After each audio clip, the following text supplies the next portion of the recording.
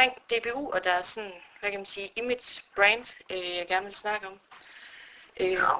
Så allerførst sådan, hvordan vurderer du, at deres brand har det i dag? Jamen altså, det er jo lidt nuanceret i forhold til, at DBU har haft den her form for konservatisme på efter deres brands gennem årene.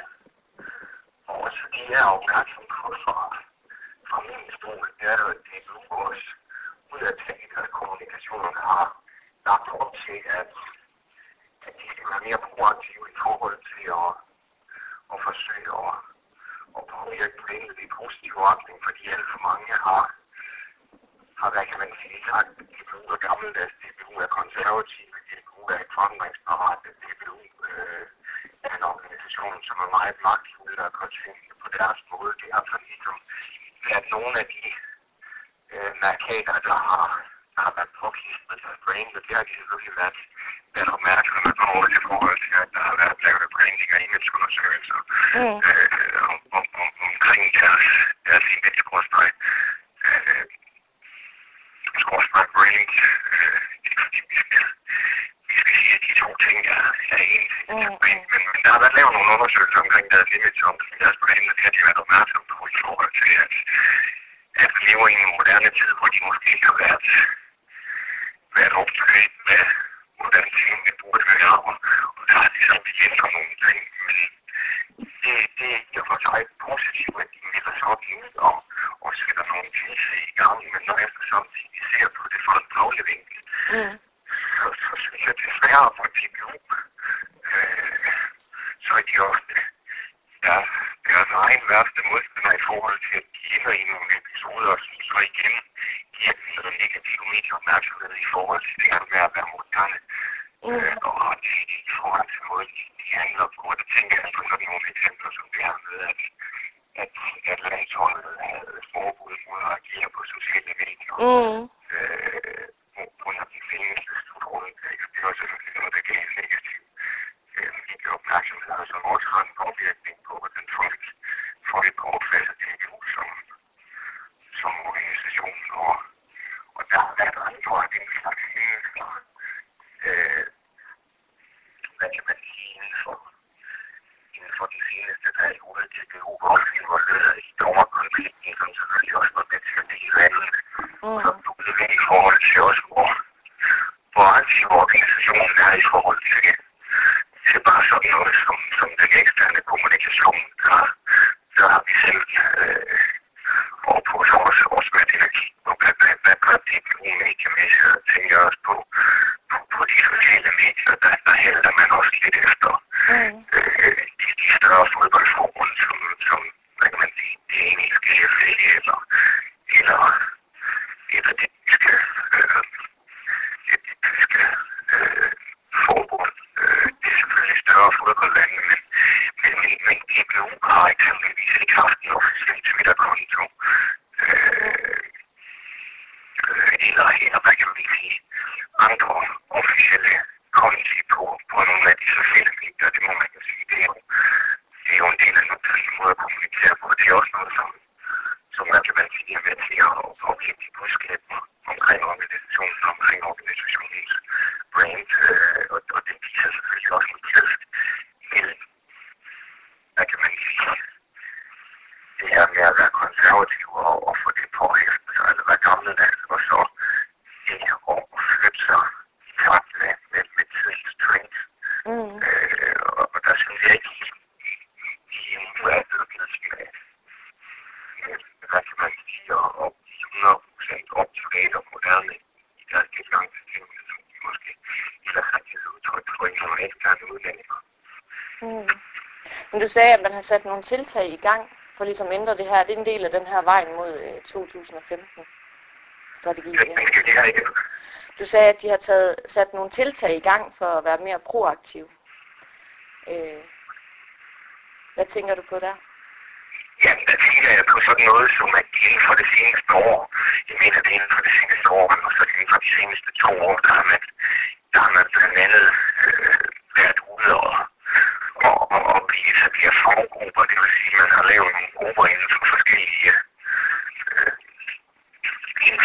forskellige fagområder, hvor man går ud og henter ekstern inspiration. Det vil sige, at man sammensætter nogle faggrupper, som er sammensat af, hvad kan man sige, folk, der arbejder med de her felter i andre henseender. Også folk, der forsker og eksperter på området. Det kan være inden for færre social ansvarlighed, det kan være inden for kommercialisering og så videre i den duer. Det er jo i hvert fald en måde, hvorpå man åbner op for omverdenen og siger, at vi vil prøve at være forandringsparate, og vi vil prøve at lytte til eksterne interessenter og deres holdninger, og vi vil også prøve at lytte til folk, der måske har mere erfaring end os selv inden for bestemte områder, eller som har en erfaring, som er anderledes end vores, og som vi på den måde kan drage fordel af.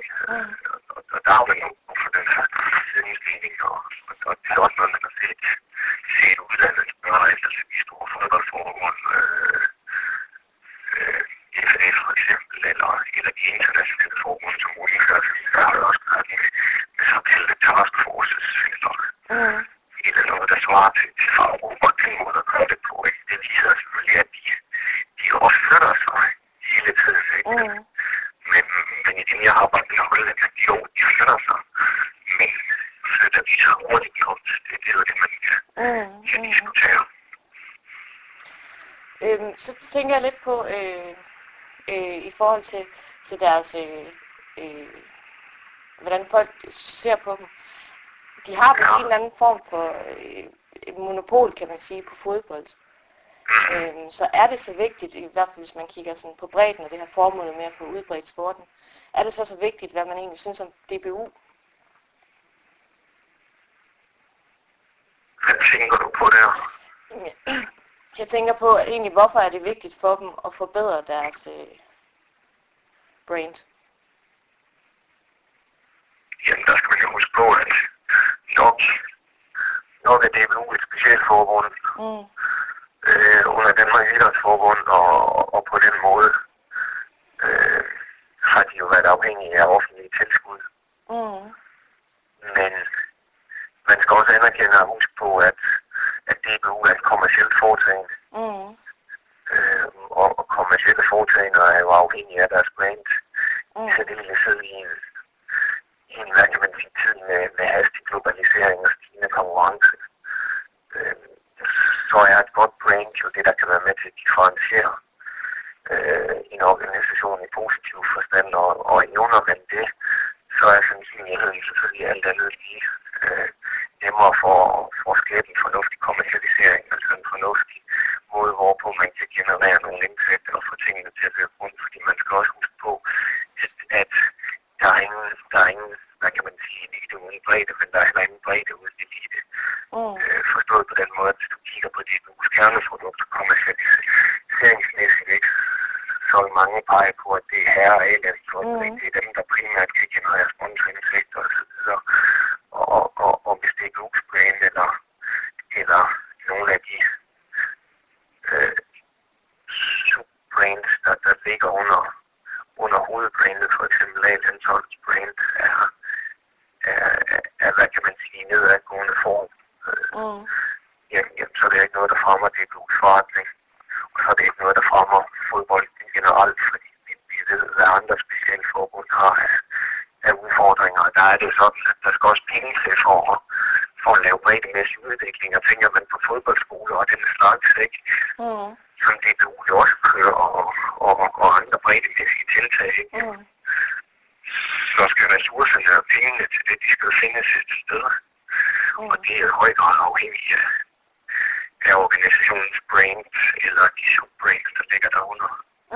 Og det er også derfor, at det kan man sige i tråd med det, vi snakkede om før, at DBU har åbnet op for, at man selvfølgelig også skal kigge mere holistisk på hele forretningsmodellen. Det her med, at de har været eksternt også med ud. Pigefodbolden er jo i hastig vækst, ikke? Og der ligger også et segment, som er interessant for forskellige sponsorer, som vil markedsføre sig via fodbolden, og på den måde ramme en målgruppe, som er interessant for dem. Og det er også et eksempel på, at det er også afhængigt af DBU's brand eller subbrands. Ja, lige præcis. I forhold til et af deres produkter, så landsholdet, der kan jeg se, at de skriver selv, at det ligesom er deres spydspids. Men samtidig synes jeg, at jeg kunne læse mig til, at der mangler i hvert fald opbakning i forhold til tilskuer til kampe og sådan. Så hvordan vurderer du landsholdet som produkt lige nu? Det er jo en problematisk situation, og det er nogle problemstillinger, som er blevet luftet meget i medierne. Det er klart, at hvis man kigger på sportsforeningen generelt i professionel sport, så er der nogle faktorer, som er vigtige for at drive brandet frem, og det kan være sådan noget som antallet af stjernespillere. Det er noget, man ser i de store klubber som Real Madrid, Barcelona, Manchester United og sådan. Det kan være nemmere at få et fanfølgeskab, hvis man har Messi, eller man har Cristiano Ronaldo, eller man har Robin van Persie, fordi der er folk, som kan flyttes over alene af den grund, at man har dem i stedet, fordi deres evner er så unikke, at de er med til at skabe en stor grad af identifikation og fanfølgeskab. Samtidig skal man også anerkende, at de professionelle sport handler om at vinde kampe. Og kigger man på landsholdet alene på de to faktorer, jamen så ansætter stjernespilleren, så det er jo ikke så godt i PT, som det var, hvis man kiggede på landsholdet i 80'erne, hvor hovedparten af landsholdsspillerne var på kontrakter i store europæiske klubber, som spillede med mesterskabet i de nationale ligaer, og som også kunne gøre sig godt i de europæiske turneringer, og det faktum stod ikke alene. De her spillere var ikke bare på kontrakter, de her steder, de var også nogle gange profiler, eller spillere, som havde fast spilletid. Og landsholdet står i en situation nu, hvor man kan sige, at vi har ikke det antal stjerner i internationale henseende, som vi har haft tidligere. Og samtidig så har vi heller ikke et hold, som for alvor, hvad kan man sige, jeg ved godt, vi har været til slutrunder på det seneste, men vi har måske ikke et landshold, der på samme måde som tidligere spiller sammenhold og for alvor får de større nationer, som vi så i 86, ikke, på Danmark vandt over. For eksempel Vesttyskland og store sejre og Uruguay og så videre i den tur. Hvad kan man så, altså for umiddelbart så er det måske svært lige at sige, så skal vi bare vinde nogle flere kampe. Men hvad kan man gøre for ligesom at genopfinde loyaliteten eller fanbase for landsholdet? Der arbejder man jo også med tingene, og det kan så være et andet eksempel på, at DBU selvfølgelig arbejder proaktivt og prøver at ændre det image og det brand, der har været påhæftet dem gennem år. Altså nu har man set det her med, at man laver et såkaldt future-landshold. Det ved ikke, om du har hørt om. Hvad sagde du, undskyld? Hvad for noget? Hvad kaldte du det? Et future-landshold. Jeg læste lige kort om det, jo.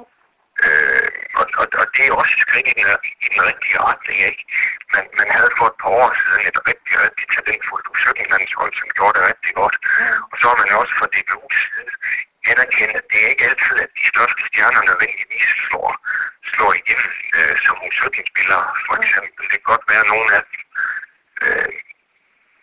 skal ind over alligevel, selvom en landstræner måske vurderer, at de ikke er gode nok på U17-stadiet, så er det vigtigt at holde en stigning stadigvæk, ikke? Og der kan man sige, at det her future-landshold kan være en skueplads for spillere, som måske har teknikken, men halter lidt efter på det fysiske område eksempelvis.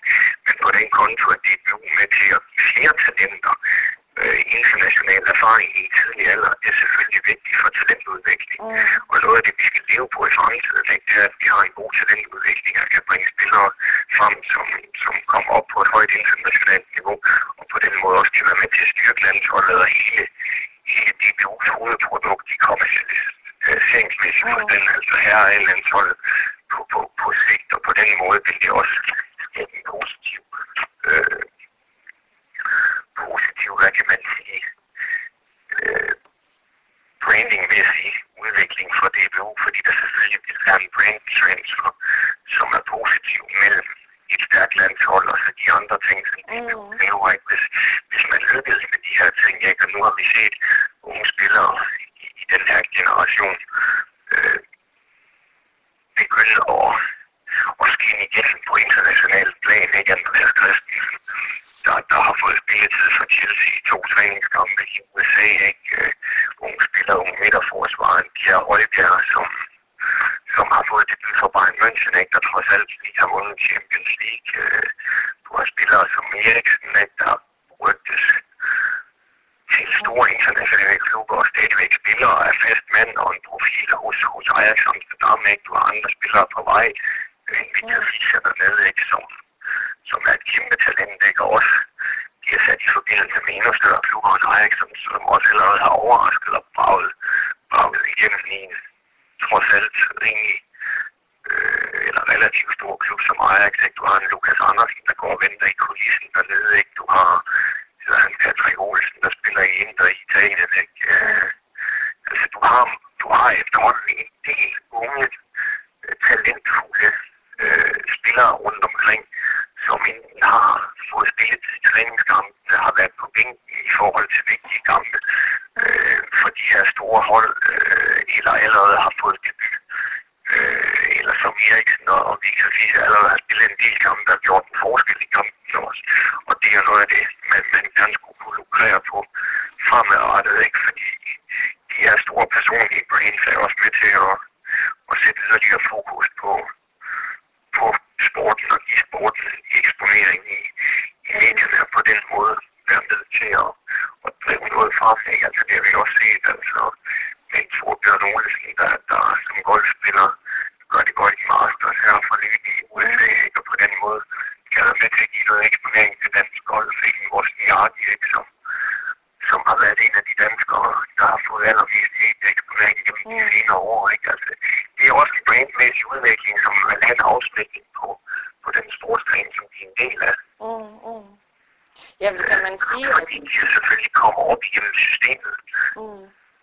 Så kan DBU bryste sig i løbet af nogle år, at de har haft en sindssygt talentfuld overgange, som for alvor slår igennem og også er i stand til at overbringe det til succesfulde præstationer på landsholdet.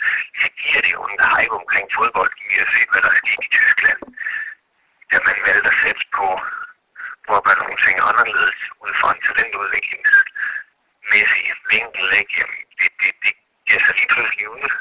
Så i landsholdet med et ungt hold spillede rigtig seværdig offensiv fodbold og også kom til rimelige resultater, samtidig med at man har set i år kombination på tingene i tysk klubfodbold, ikke? Med Dortmund og Bayern München i Champions League-finalen, og det er jo den største serie, du kan spille på i europæisk fodbold i klubmæssig forstand.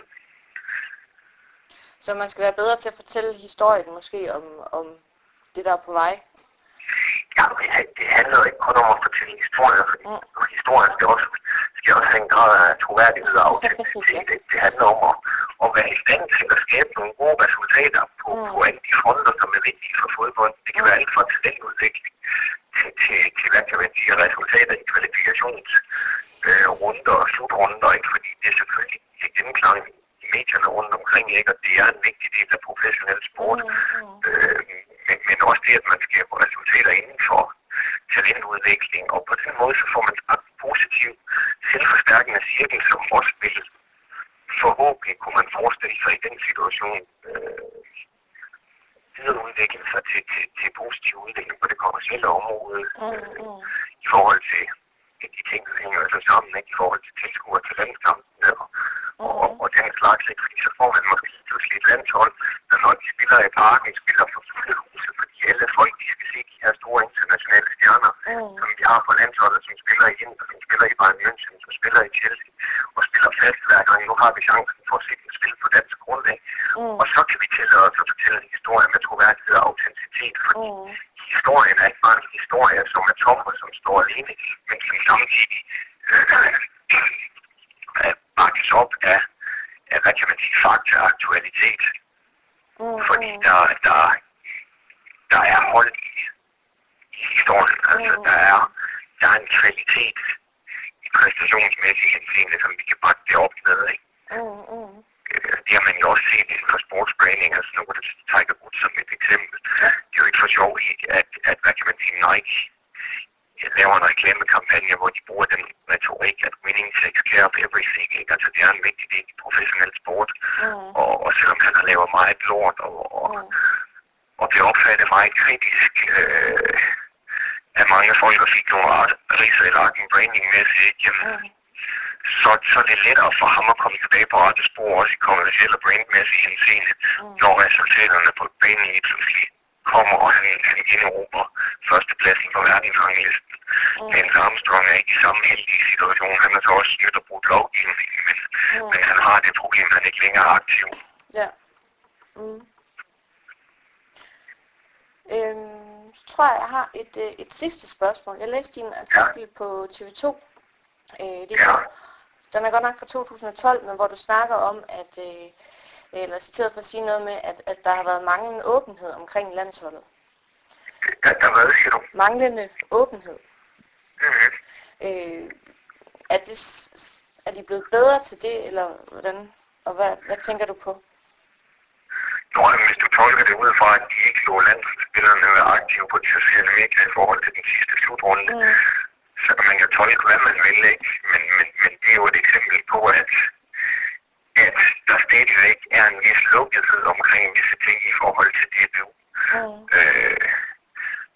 Og der skal man jo anerkende, synes jeg, at landsholdet er folkeeje, og at de sociale medier er en vigtig del af sportsbranding i forhold til at lade fansene, som trods alt er en stor del af de at drive den kommercielle motor i professionel sport, at dem kommer tæt på de idoler eller på spillerne, som de trods alt identificerer sig med og gerne vil tættere på, ikke? Fordi det er en del af gamet, det er en del af det, der gør det sjovt og følge landsholdet. Ja, kan man snakke om, at det nuværende landshold er på mindre tilgængelige, end de førhen har været? Man skal også huske på, at verden trods alt har ændret sig med de sociale medier og så videre, så det kommer an på. Altså det bliver krævet flerdimensionelle analyse. Man måler man på sådan noget som aktivitet på sociale medier, så kan man jo ikke snakke om, at de er sindssygt transparente eller åbne i forhold til at lade landsholdet være folkeejer være tilgængelige.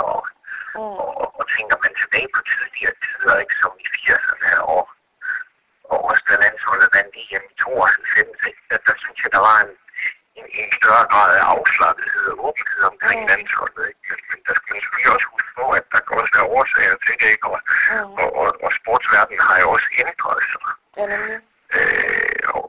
Og fanadfærd har jo også i nogle henseender været mere ekstrem, ikke? Altså det har man jo set med i som for eksempel Boston Marathon, ikke?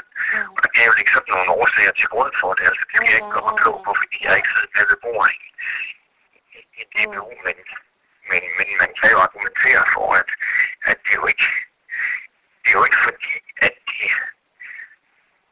hele vejen igennem er blevet mere åbne, selvom DBU trods alt også har haft tiltag, hvor de prøver at skabe en åbenhed. Altså jeg kan huske op til VM-slutrunden i 2010 i Sydafrika. Der havde man jo den her kampagne tilbage til græsrødderne, hvor man havde sponsorer ind over Audi blandt andet, ikke, som stillede biler til rådighed, og så skulle landsholdsspillerne køre rundt til rødderne, altså at besøge gamle folkeskoler, hvor de kom fra og så videre. I den duer, det er jo en form for en handling eller et initiativ, som vil skabe større åbenhed omkring landsholdet, og den slags er rigtig, rigtig positivt. Men så er det ligesom nogle gange, som jeg startede med at sige, at det kan føles som et skridt frem og to tilbage, hvor DBU spænder ben for sig selv i forhold til, så laver man sådan et tiltag frem til slutrunde i 2010, og så går man ud og så siger, at landsholdsspillerne må ikke kommunikere på sociale medier i forbindelse med EM-slutrunden.